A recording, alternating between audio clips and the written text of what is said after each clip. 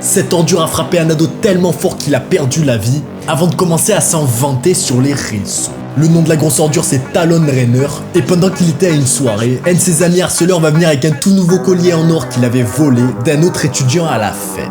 Mais c'est ici que l'ami de l'homme qui s'était fait voler le collier est venu le réclamer, mais quand ils vont refuser de lui redonner, les tensions vont monter et Preston va faire l'erreur d'envoyer un coup de poing sur l'ordure. Quand il va voir ça, il va commencer à le frapper et tous ses 7 amis vont eux aussi commencer à donner des coups de pied répétés et même quand c'était clair que le gamin était KO et qu'il avait aucune chance, les coups de pied vont continuer et ils vont continuer bien longtemps après qu'il ait perdu la vie. Une fois qu'ils étaient trop fatigués pour continuer, les harceleurs vont même monter sur le corps pour commencer à danser. La police va ensuite arriver et tout le monde va s'enfuir. Mais le soir même, quand l'ordure va découvrir qu'il a terminé la vie de quelqu'un, il va commencer à s'en vanter sur Snapchat, disant qu'il a juste trop de force. Alors ici, on pourrait croire qu'il se serait présenté au poste de police, mais non. Quand les parents de l'ordure vont découvrir ce qu'il a fait, ils vont essayer de cacher les preuves et ils voulaient même envoyer leur fils au Mexique pour qu'il évite toute punition.